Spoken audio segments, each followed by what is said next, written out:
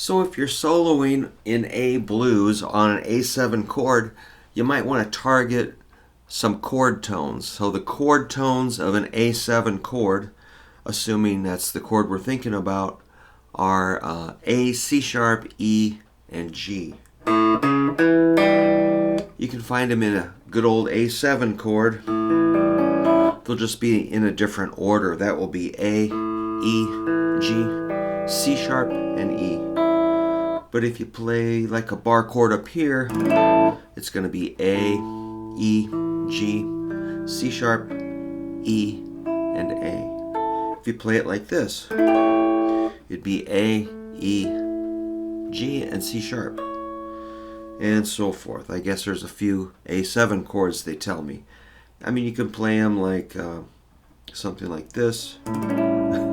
Took me a second. Or you could do just a triad, just a root, third, flatted 7. Or a flatted 7, third, 5th. You'll find them at, or here's a C sharp, E, G. You just got to find those. There's E, G, and C sharp. And they're all based on simple, like the caged system. Basic either A shapes, D shapes, G shapes, E shapes, or D shapes. Only there'll be 7ths. That's kind of how I know one way, which I knew before I even knew what the cage system was. I knew all those shapes just by experimenting over many jam sessions, gigs, recording, songwriting, and just goofing off, shredding on the guitar till I fall asleep every night, finding those little shapes.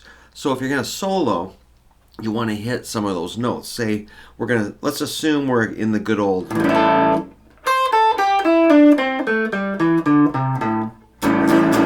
position, which is 5, 6, 7, 8. And we're going to play a phrase. How about there's a root?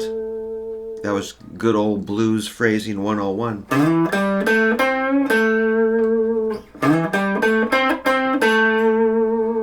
That sounds proper with your A chord because it's a root. Now let's hit a different one. How about the 5th?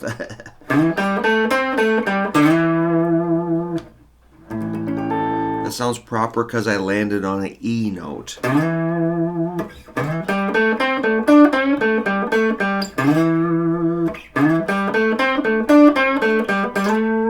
So be mindful of what note you resolve on. It will kind of show whether you're in control or not. And it will sound nice. Let's hit a G.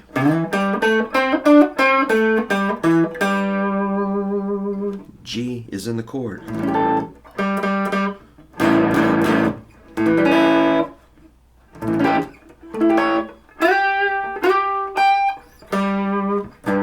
So find those G's and you've got a good note to land on if you're playing a phrase or experimenting or improvising. Now let's land on a C sharp. One of my favorites is the C sharp, which is the third. The third note in an A major scale is C sharp. C sharp.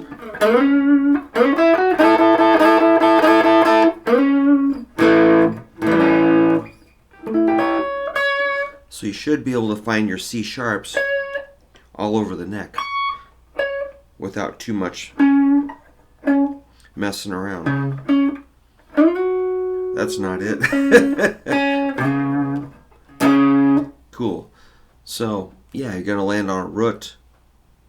In this case, I did a root, a 5th, a flatted 7th, and a 3rd. So, yeah, you don't always have to go root, 3rd, 5th, but you can find those in different spots. Like, there's your A. That's a G. C sharp. There's the E. All those are chord tones. And here's a really easy way to do them. Just play an A7 chord and play.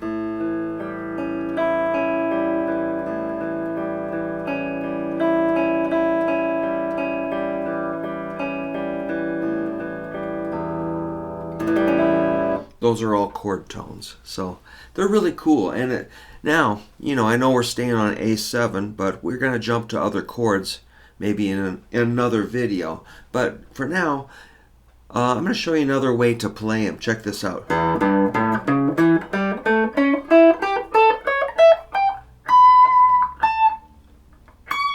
Ooh, I hit a B there. But you know what? That was cool because that's a ninth. Like a ninth chord.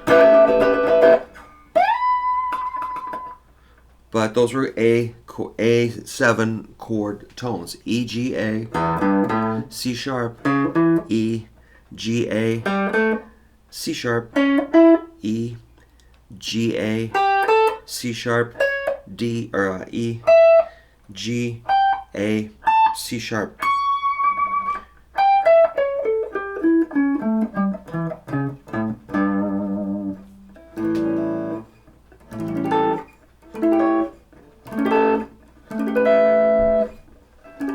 So we can kind of add ninth chords in there. If we just add a B note to what we're doing, you've got an A ninth chord. So it's really cool.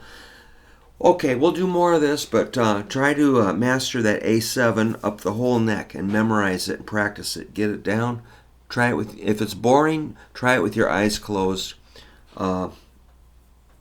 Standing on one foot or blindfolded.